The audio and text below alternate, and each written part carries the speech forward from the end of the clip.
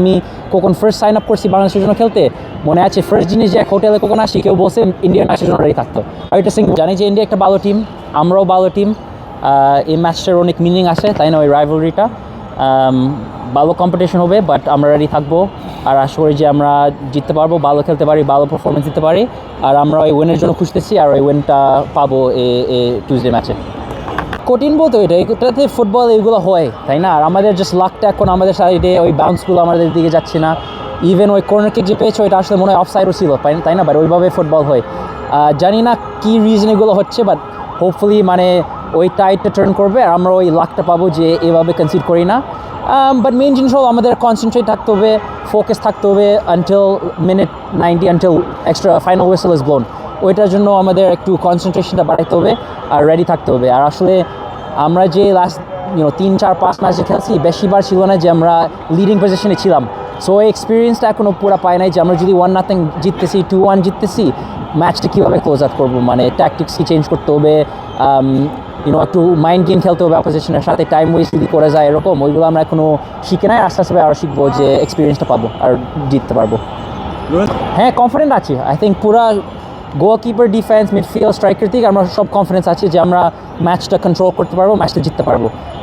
ওই কনফিডেন্সটা আমাদের সবসময় আসে। আর আমরা দেখতেছি যে পাস্ট রেজাল্ট যে পাচ্ছি, মানে ওই উইনটা পাচ্ছি না, বাট রেজাল্ট আর পারফরমেন্সগুলো ভালো হচ্ছে, যে উইনিং রেজাল্টটা পাওয়ার উচিত, বাট এবার হোপফুলি আমরা করতে পারবো। ওইটা আমি ডিসএগ্রি করবো একটু। মানে আমাদের তো টিম হলো সব 11 প্লেয়ার, দেশি বিদেশি, ডাজন্ট ম্যাটার, তাই না? আমরা যেভাবে পারি আমরা সব একসাথে থাকতে হবে যে ম্যাচটা কীভাবে জিতবো।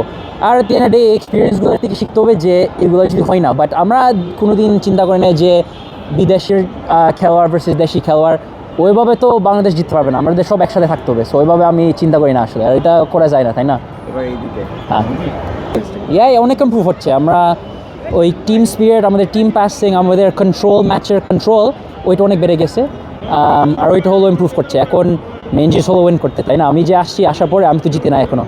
ওইটা আমি খুঁজতেছি, আমাদের পুরো টিম খুঁজতেছে যে ওই ম্যাচটা উইন করতে আর ওইটা থেকে কনফিডেন্স পাইতে, আরও মোমেন্টাম ইউজ করতে, আরও ম্যাচ জিততে ফিউচার।